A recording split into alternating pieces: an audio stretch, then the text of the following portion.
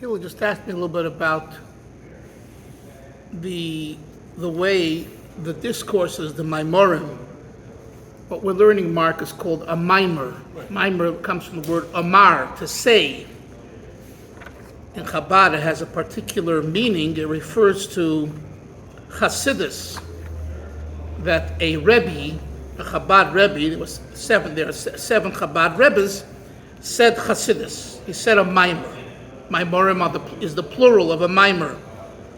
And so he asked me a little bit, with the previous Rebbe, how did it work? Did he write them himself? Did someone else memorize what he said? And the answer is both. Both.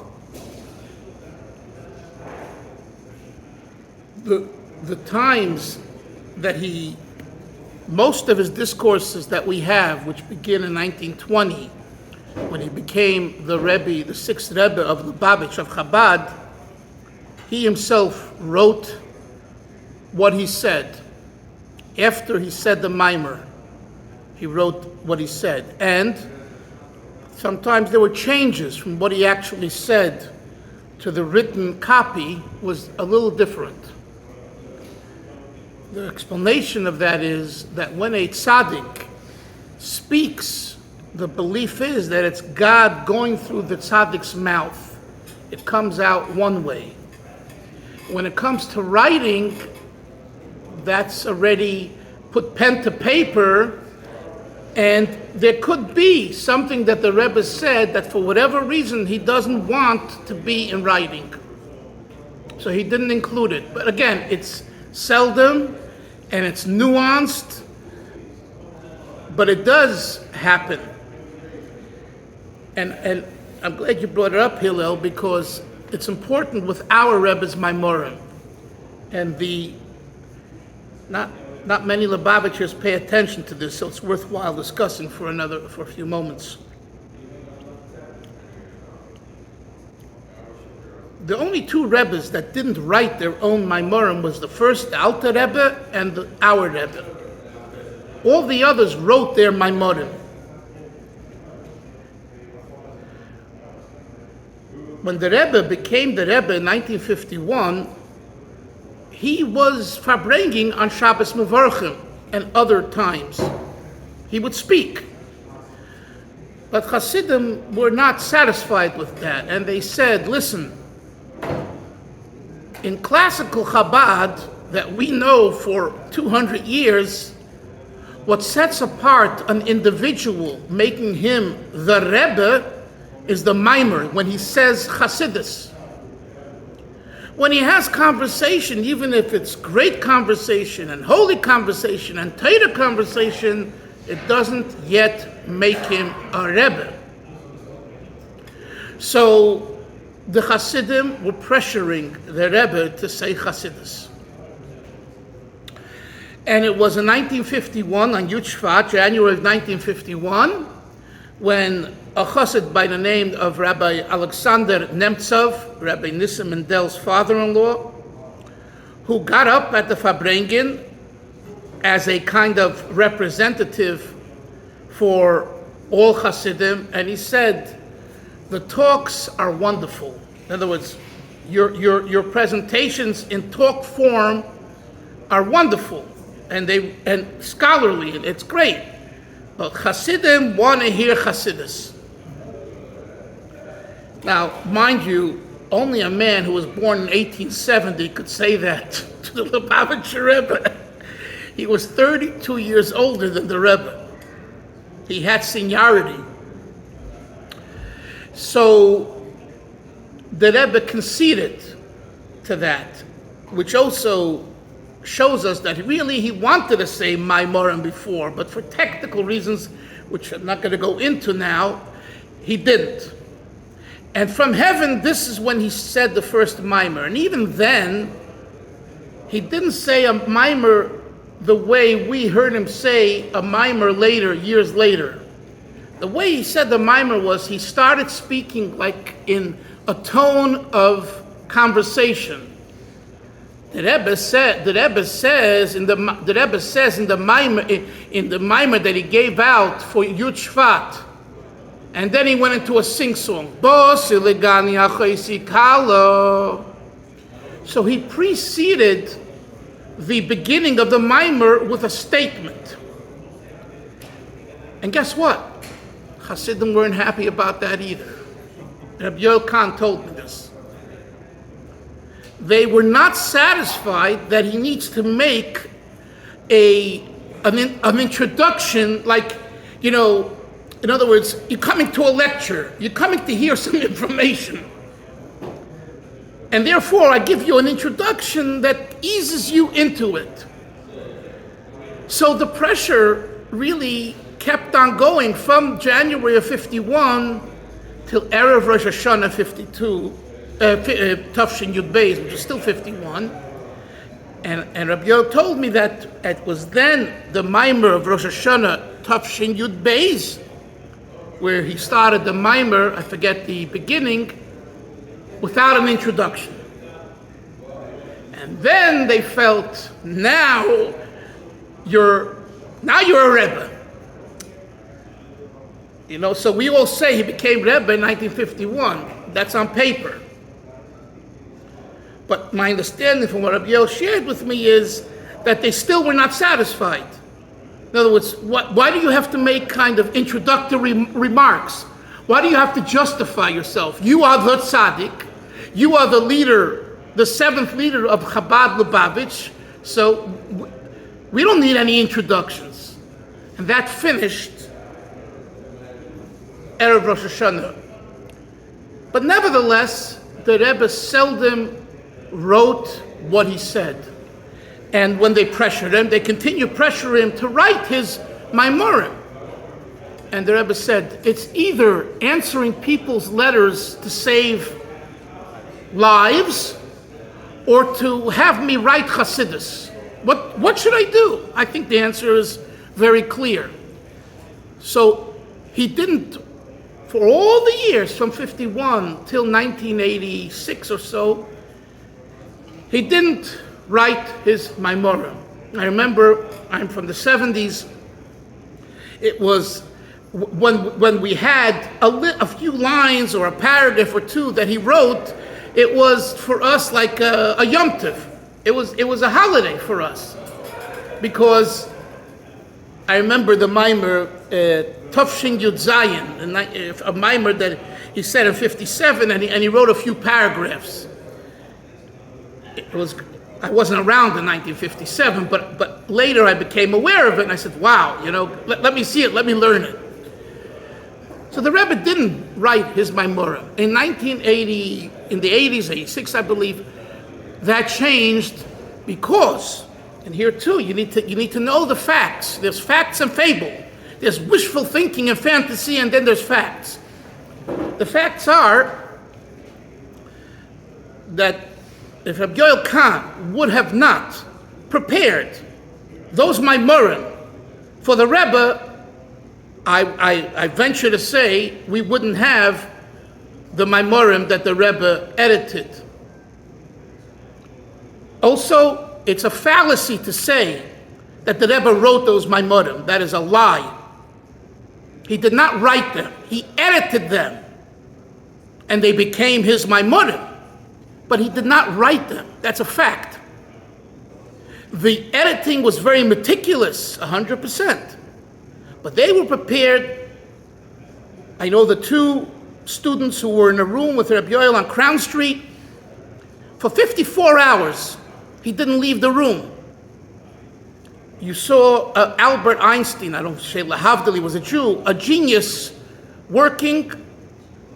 He just ate something, he put his tefillin on, davened, and the rest of the time he was in thought to prepare to take a maimah that the Rebbe said and to open it up. And it's really a genius work, literally a genius work. So much so that in 1988 he was criticized by the Rebbe in a note, which recently was published, for the Rebbe said they would send in the text of the title page, the cover page, and they asked the Rebbe to put a date to the Maimer. So this was the Maimer V'nocha olav ruach elikim that the Rebbe said in 1954 on Achar Shel Pesach. So he took that Maimer and he prepared it for publication for Pesach 1988. And they sent it in waiting for the Rebbe to put a date to that Maimer, and it was signed by Mareches Oitzer Chassidim. Mareches Oitzer Chassidim means the institution, the staff, the organization, Oitzer Chassidim, which is the organization that the Rebbe started, maybe even during the previous Rebbe's time was started, that was involved in producing Hasidus during the Rebbe's leadership. The Rebbe circled the word Mareches, and he said the word Mareches comes from the word Aruch, Shulchan Aruch, a prepared table. And he put a question mark and he said, is this prepared for anyone to eat? Right, on a table you put down food, and the food is prepared to be eaten. And the Rebbe questioned the staff, and particularly him, Rabbi Yoel Khan, who was the head of the staff, and he said, is this edible? Now what does that mean? That means it's genius material, but it's not edible for the average person. And then he added another sharp line. That doesn't mean that the Rebbe didn't consent to the minor, because he put his name to it, and he gave a date to it, and we have it and we learn it. That's all true. But I'm sharing this, and you're not going to hear this from anybody around here. A, they don't know, and B, they won't tell you. But what this shows us is that if he would have not prepared these Maamarim, we wouldn't have them.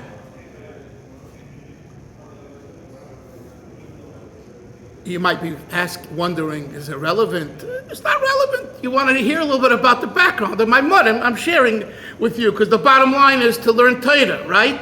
The bottom line is to learn Torah. It's the Rebbe's teachings. It's the Rebbe's Torah. It's holy and great, and that's it. Okay. The previous Rebbe, when he came to America in 1940, he wasn't well. He was pretty much wheelchair bound. By the way, that's the reason they bought 770. Why did he settle in 770 in Crown Heights? The Jewish neighborhood of the time was called Brownsville, which is half hour from Crown Heights. It was called the Jerusalem of America, Brownsville. I think Avremel, your grandfather or great-grandfather, I think was in Brownsville, if I, right? Yeah, like all the religious Orthodox Yidden, and they were there, and there was shuls and shtiblach. It was like a borough park today in Brooklyn. Okay? So why did the Frierdiker Rebbe go? Why did he settle in Crown Heights? Crown Heights, on the contrary, was known as a non-Orthodox area. The Jewish center was a conservative shul. Rabbi Leventhal was the rabbi, and he was one of the most popular conservative rabbis in America. A great speaker. And that building was, at the time, the nicest conservative shul, because it had a pool. As we know, it has a pool. It was an edifice. It was a masterpiece. I'll tell you why. Because the Rebbe needed an elevator, because he was wheelchair bound. And did you know that 770 was originally an abortion clinic? 1933, I think, it was built by a very wealthy doctor, and he performed abortions. And that's why upstairs, where the small shul used to be tiled with those blue tiles that you find in hospitals, in old hospitals. For cleanliness, it was easy to clean, right?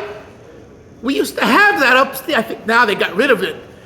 That was the abortion room. He lived upstairs. Downstairs was completely gutted. It was like a basement, empty. And where was the operating room for abortions? The upstairs shul of 770. He was indicted. He was charged with doing illegal abortions and was arrested and put in prison.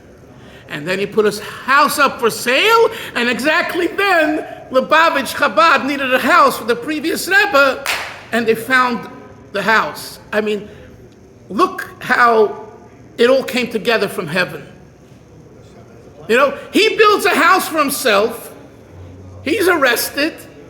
He imported Italian tile. The bricks outside were very expensive, very specialized. And the Rebbe benefits because he has now an elevator. So, going back, I'm saying that the Rebbe wasn't well.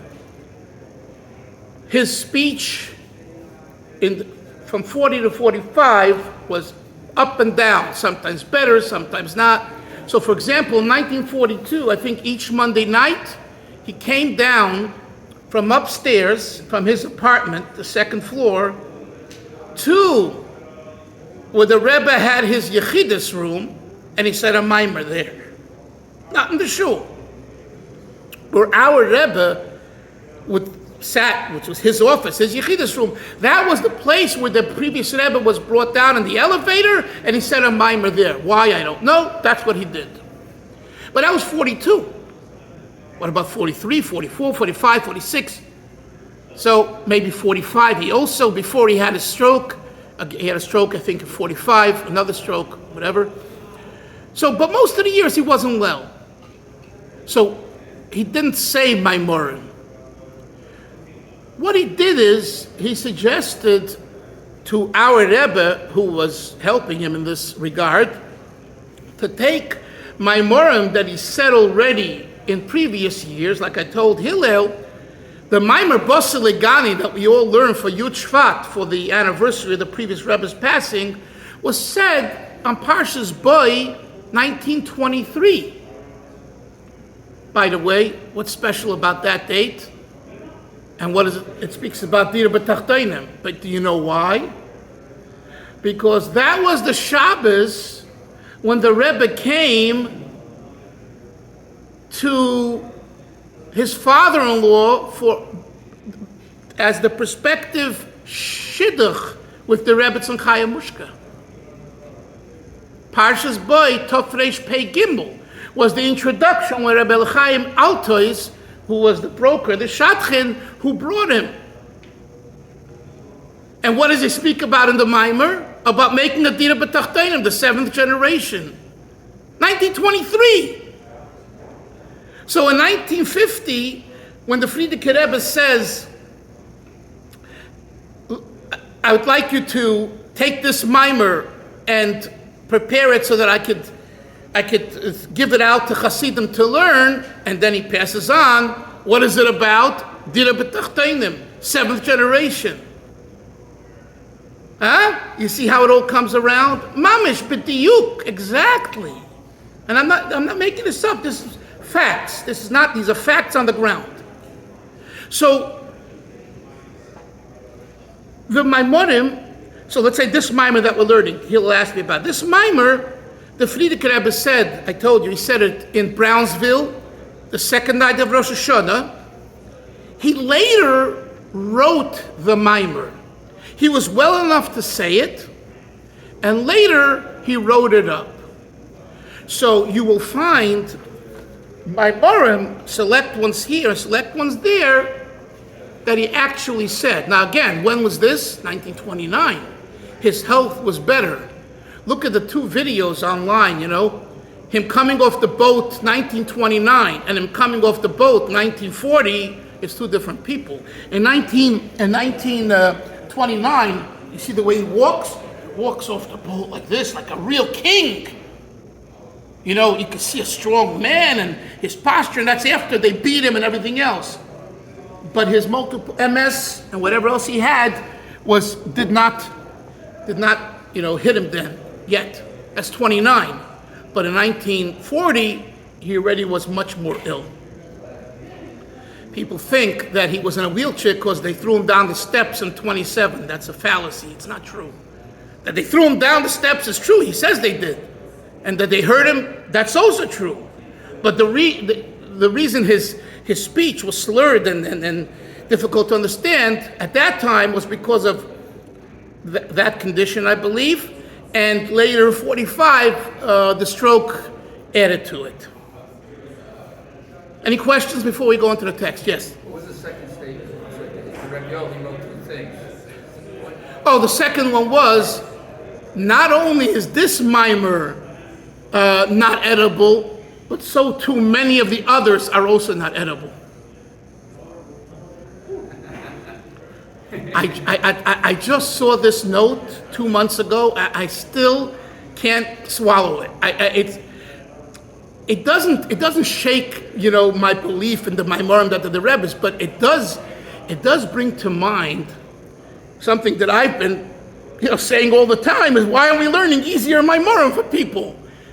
In yeshiva, okay, that's the time when you're supposed to, but people, give them edible food to walk away with.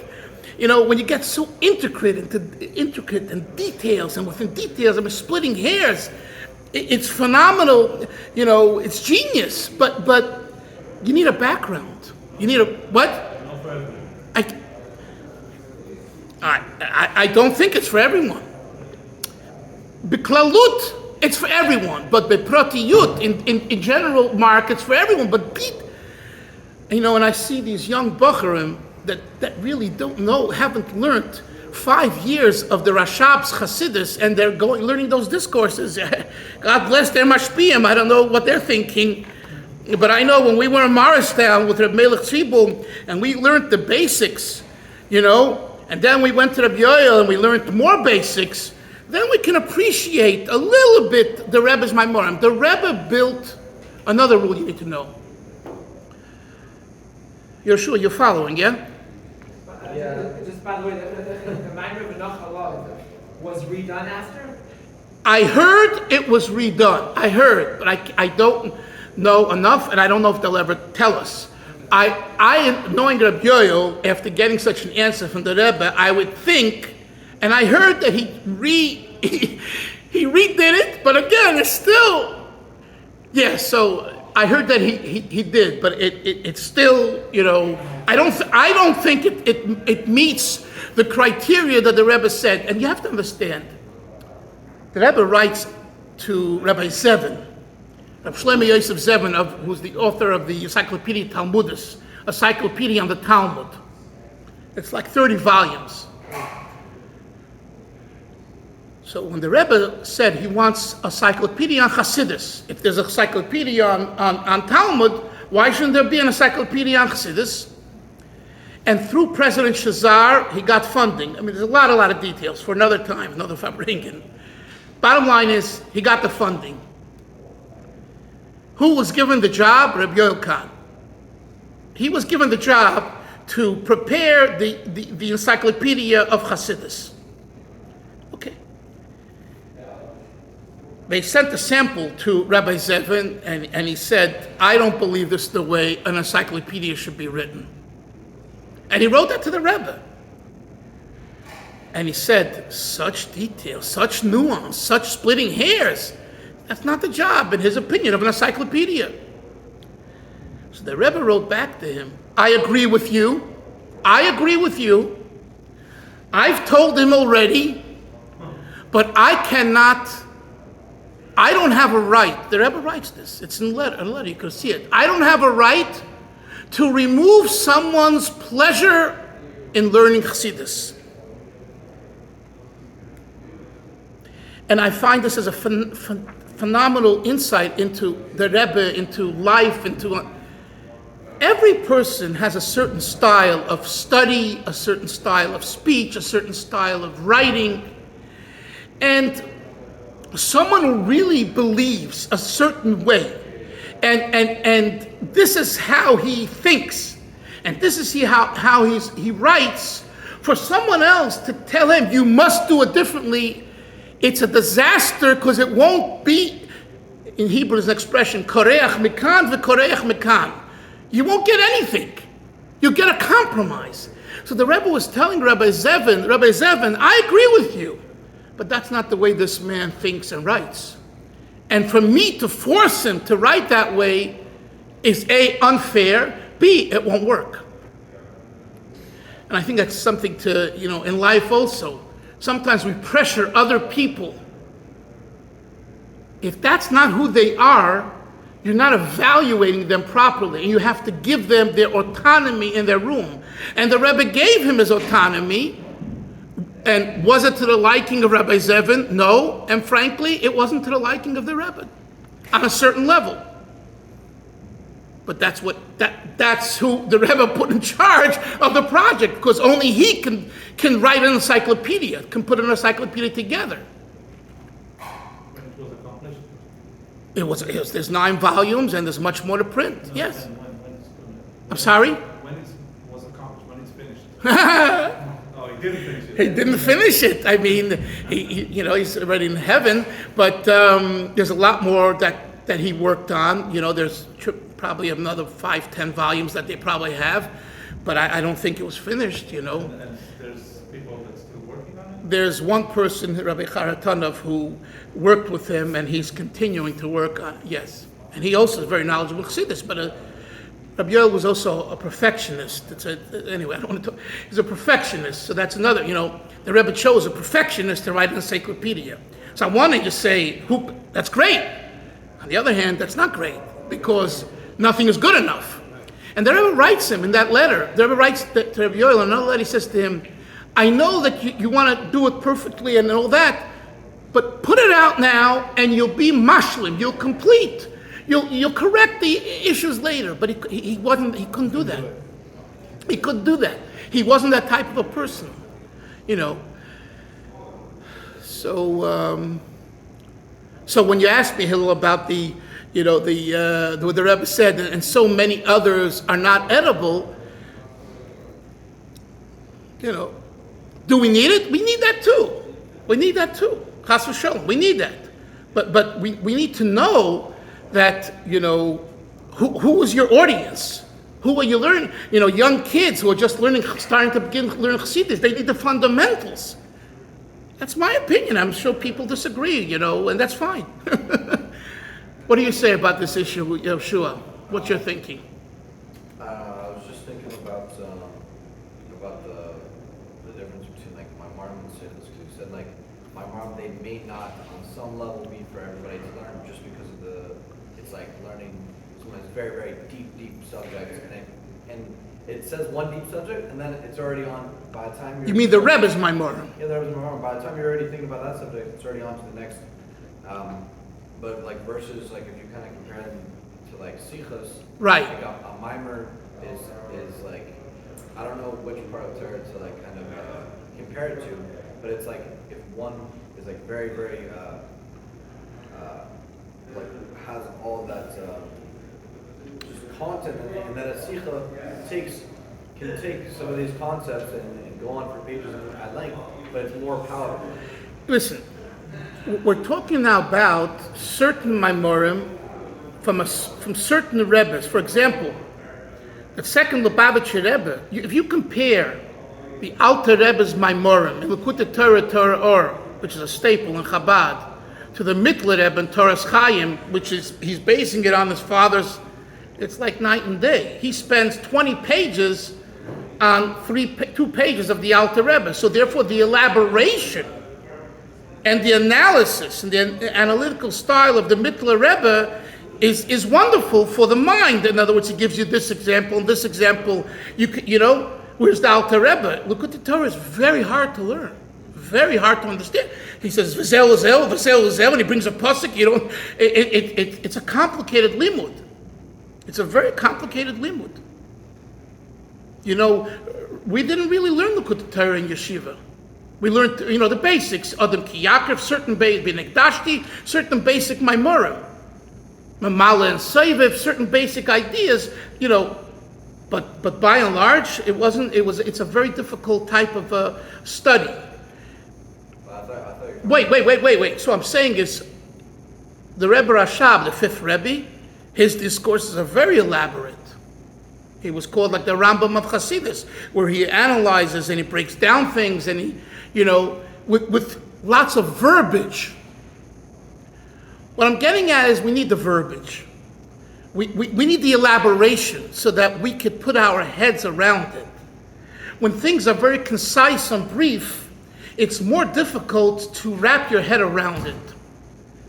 Now, our Rebbe's style, that was in the Maamarim, but generally speaking, Vizel, this is this Inyan, and this is this Inyan, and this is this Inyan. So it's a harder type of so how you do Shapiro, right? Yeah, Baruch Hashem. It's a much harder type of a limud. It's a much harder type, but as far as what we call hiskashrus, binding ourselves, connecting ourselves to the tzaddik of the time, in this case the Rebbe, a chassid wants that connection, and a chassid should learn Maamarim of the Rebbe always, but that's a limud mitzad hiskashrus. That's a different emphasis. In other words, I'm not. If I want to understand Mamala and Soiviv well, two concepts in Chassidus, so koiches hanefesh, faculties of the soul, and the interplay between them, and how they relate to the person, and etc., etc. You need a background, so that when you see it in a Maimah, the Rebbe. This morning I was teaching. I have a koil in Eretz Yisrael. I teach them online. So we're learning about. We came across the difference between the impact of willpower, ratzon, over the mind, over seichel, versus the impact of the mind over the heart. And this happens to be the previous Rebbe's discourse, and it doesn't elaborate. Now, people, there are other Maamarim of the Rashab. You'll find pages upon pages explaining those differences. You don't have that background, you have no understanding of what he's saying, and if you think you do, you're making a mistake. So, having the background helps so that when you come across a statement like that, in a mimer, you know what's being referred to, and you could understand it better. Then there is connection. A chassid wants to be connected to his Rebbe today. So therefore, learning from the Rashab only and the Alter Rebbe only is missing that connection.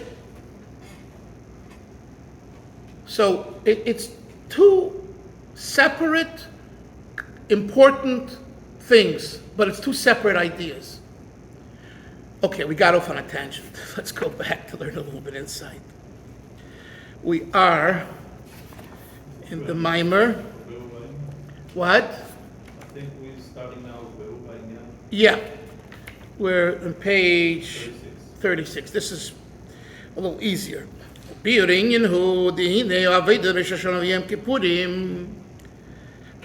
activity, the job, the work of Rosh Hashanah and Yom Kippur, who b'nekudas halev shebechol echad v'echad b'Yisrael. We seek to touch the essence of the Jew on Rosh Hashanah.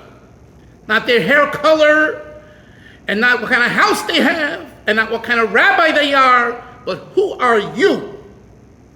Rosh Hashanah and Yom Kippurim, in Rirton, top of 37, touches Yeder Eden in Tiefen Herzen, touches every Jew in the depth of their heart. And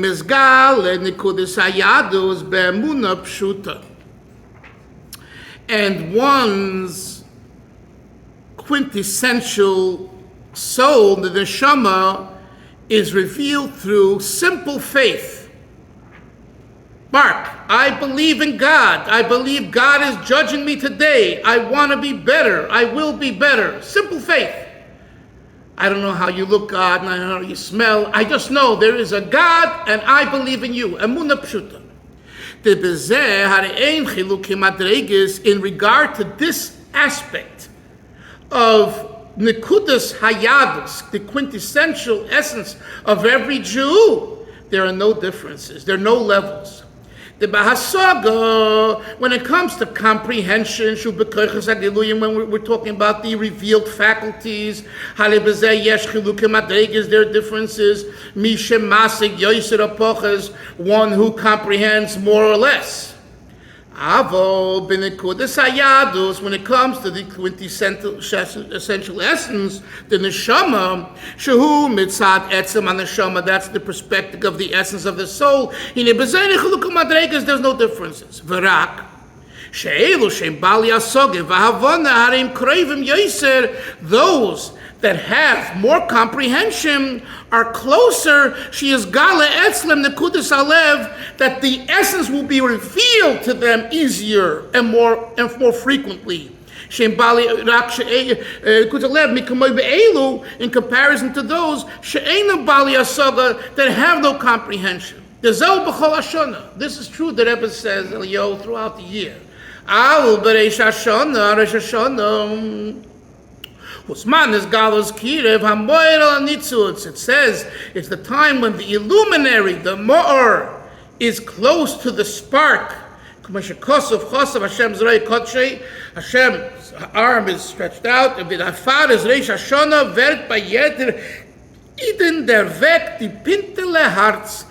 in Rosh Hashanah, every Jew is awakened, is aroused. The heart is aroused. And then he pours his heart out. Beside his Gedolah with great emotion. He says to God, let me have another year of life. Forgive me for what I did. I really regret it. Please accept me and help me. Since on these days of Rosh Hashanah, Yom Kippur, the service consists of the quintessential aspect of the heart of the neshama, and having simple faith in God. Therefore, all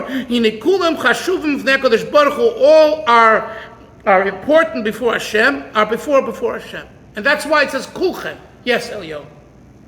Something I don't understand. Yeah. If in Rosh Hashanah the Nitzot is called Lamao, isn't that the outcome will be that without even work, we will be battled before Hashem? Like, just by the fact that we are close to the mouth, we automatically get into Bitul. It's not even have to do anything with our job, with our work to do that. You're asking me if it's possible for the Nitzuts to not allow itself to be bottled to the more. That's your question? Basically. And guess what? Hashem never takes away a person's Bechira. Even when you're close? That's right. So, because otherwise, it's not Bechira. But if so, You got, and Bechira is one of the fundamentals. but if so, if this is to say, I believe that what you're saying is right. I'm not. It's not. But if it's so, then why doesn't Hashem reveal Himself right now? And we still have a choice. It will reveal Himself full force. No. But we still have a choice. Wait. If Hashem reveals Himself, if God reveals Himself, who's not going to follow? Who's not going to follow? Imagine if the Rebbe walks into this room right here. Who's not going to say, hey, I'm shaping up? When there's revelation, Mashiach, Right. we all are nisbatel. Exactly. But here you say that there's Gilui Ma'or and we're not nisbatel. That's, we're not nisbatel ba'oifen gilui. We're nisbatel ba'oifen shel neshama. The soul is nullified. But the question is whether the goof goes along. And So, that's the Bechira? yeah. Bechira is from the side Yes, of the body? yes. The Bechira, the Alter Rebbe says in chapter 49 in Tanya, the Bechira is beguf. Right? Yeah. But it's a good dialogue, very good. Thank you for bringing it up. It is the whole year. There is always and Nitzos is always the Neshama is always close. Over here it's the Gilui. That's the Gilui. Here it's And within Gilui itself, there's Gilui. So it's Gilui with limitations, basically. What you So the neshama is in this gala, and it's sort of like coming from on top. It's not really affecting in a It's the imposing. The maki. Exactly. So there is Gilui from the Ma'or. But the question is, How much we bring in? are we generating, in other words, are we going for the ride to the point it becomes part of us? So you're saying basically that in Rosh Hashanah there is the potential for full bitul. There is the potential that God, Hashem himself Right. is revealing everything. Yeah. If not, what's the avoid of tshuva? What's the avoid of zeres yemei tshuva? Yeah, that's the mechanism behind it. So obviously, there could be the Gilui. Listen, for years we stood by those Fabrengens, and here's a tzaddik. It's like Rabbi Reichik, Kol V'Sholem. He said regarding a Fabrengen in 1975, the Rebbe spoke about Miriam Bas Bilga, that famous Sicha, the Masechta Sukkah, and then everyone he learned. He took the Gemara and Megillah and Chagiga, I think. Sukkah, whatever, Gemara Sukkah, to see him. And he turned it around, because the Gemara says that she was punished, that she didn't get, fresh bread because they did the Aveda with the Greek soldiers. Now comes the Rebbe in 1975 of Tishrei, and he says, Miriam Bas Bilga was such a holy person that she's standing on the... That's the Zev Zev? Huh? That's the Zev Zev? Yeah. Oh, After 2 weeks later, Simchas Torah by the Fabrengen, the Rebbe said, I made the post office very rich. I got letters from all over. They said, Lubavitch Rebbe, how could you give such a pshat in the Gemara? It's 180 degree. The Gemara means to bring out the negative, and you come along, you speak the positive. And the Rebbe then said a story of the Alter Rebbe with a soul that was during the time, someone was in a Gilgul from the time of Zechariah the prophet, who got up, and as Zechariah was about to prophesy against the Jews, if they don't do tshuva, they're going to die and all that, they'll be punished, stabbed him, murder him. And Alter Rebbe said, this person who walked in, who felt that he was possessed by a demon, by a Gilgul, Alter Rebbe said, you're that soul. You're a reincarnation of a soul of 2,000 years ago. That was the Rebbe's answer to the criticism of why he took Miriam Bas Bilga. Do you hear what's going on here? The Rebbe, on his mother's yard site, took Miriam Bas Bilga out of her painful state of being possessed, just like the Alter Rebbe did for Zechariah Navi. That was the Rebbe. He didn't have to say those words, but that's what he was saying. You asked me a question, why am I turning around the pshat in the Gemara where you're all right? If anyone learns the Gemara, it's negative. It's a punishment, right? So Rabbi Reichik V'Sholem said, here we are, we're standing at a Fabrengen, and we hear what the Rebbe said, and it took 2.5 weeks we didn't pick it up. We didn't, we heard him give a siyum and a nice pshat and very nice. So he said, we're like behemoths, we're like animals, like we shaking our head. But meanwhile, at a Fabrengen, he's changing the world. He's taking a soul that's been in slavery for 2,000 years, Miriam Bas Bilga, and he's unwrapping her, and he's making her a free person, giving her peace. So why do I say this? I said this, you made tshuva.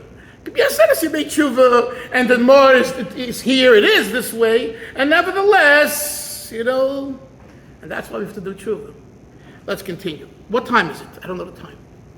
It is 10:23. Okay, just a few more minutes. He says,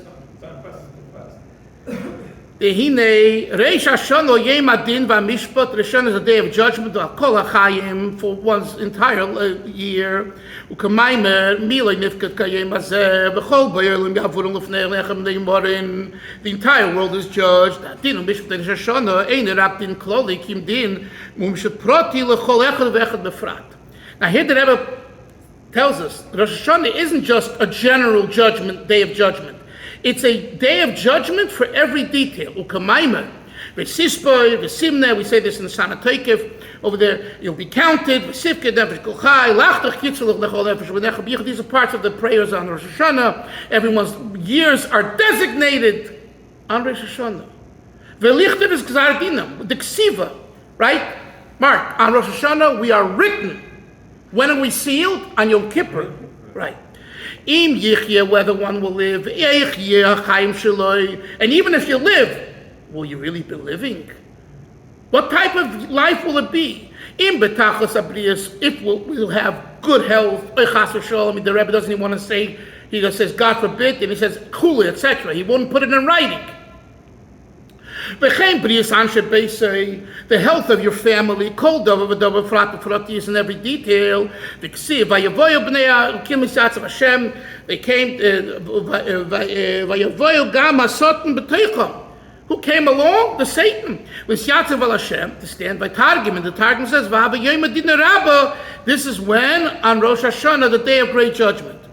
Feirish b'mitzu this David vayihi hayim shehuchon l'kashiyavei b'ay malamdi aschus v'achoyv. It's the day when the prosecutors come and the defendants come. Es is da tog. There is a day was der tog is abgestellt dem din mishpat. It's a day that's been selected for judgment. Und in jenen Tag kommen zu dem Katergim, the prosecutors come, was monen die alles sind. They say, hey guy, you did this on this day, and you lied, and you cheated on this day, and this, blah, blah, blah. Was the Menschen haben abgetan, the ganzen Jahr. They bring you a big list. When it's kommen die Militia, then comes the good advocate angels, who want to defend us, who defend us. As it comes to a judgment here, a court.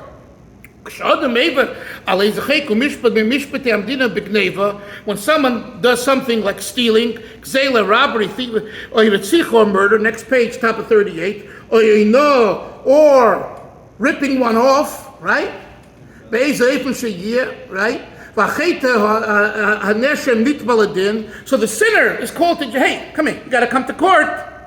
So you got prosecutors and defendants. So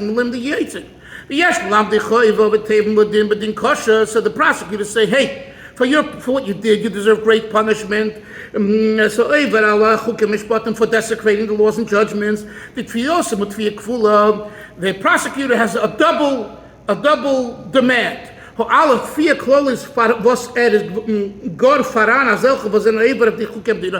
one, why are you breaking the law?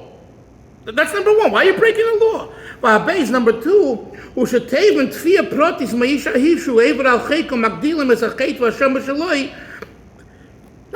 why? The particular, in other words, overall, there's civil judgment, civil rules.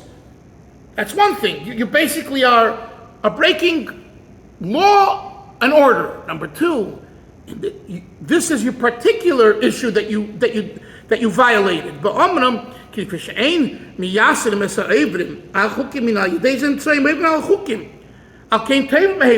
So they say there are others that don't get punished, so we also took that liberty. The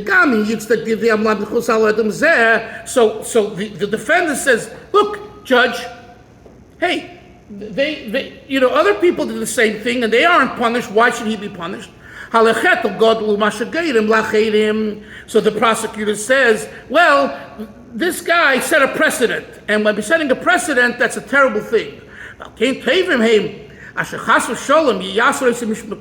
the prosecutor says, this guy should be judged, this person should be judged in a very, very severe way. Like Rabashkin got this 27 years, Baruch Hashem, he got out. It was so unfair. But they wanted a show, right? So what do they do? So, you could, this is what he's saying here. The judge will give you a judgment, will give you a punishment more than really what you should get, to teach you a lesson. Why? They want to scare other people. Look what's going to happen to you if you do it this way. And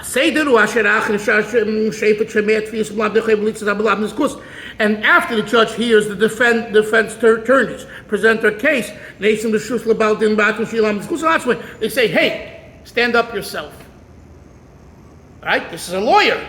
Now you, get up and defend yourself.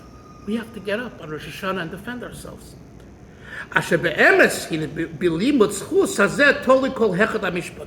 These words at the end of this chapter are unbelievable.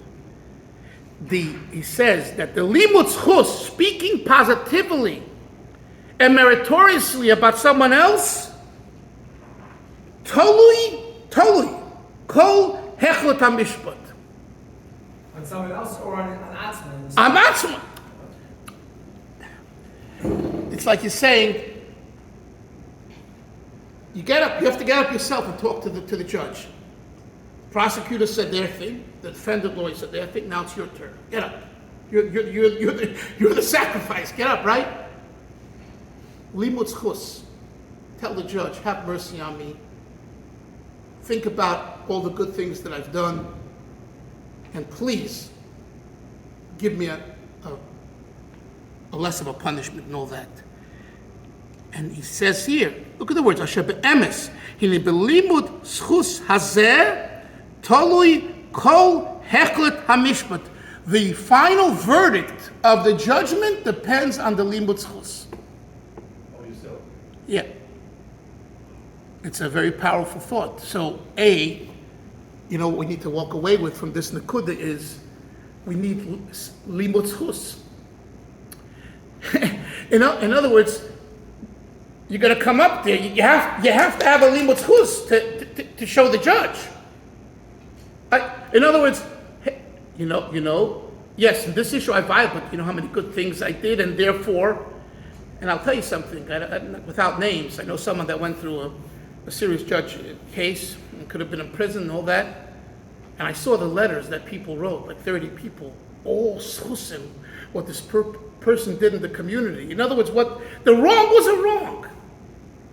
No one said the wrong wasn't a wrong, and it was a serious wrong, financial issue. But they appealed to the judge. For mercy, but based on zchusim. And they showed a list of zchusim. And again, the judge ruled a month or two in jail, and they were out. So I don't know, what. But the point is that the limud zchus is very powerful. So everything we do throughout the year, remember to bring that into your account when you're standing there, Rosh Hashanah, Yom Kippur, it's all right. In other words, you could say, well, I don't want to show off. Now's the time to show off. But Hashem sees that. He sees all the things that Of course, Mark, Hashem sees it, but Hashem wants you to articulate and bring it to the table. Okay. Yeah. Okay. God knows everything. Yeah, but he wants it. Come on, right here. Okay, Rebbe, go learn.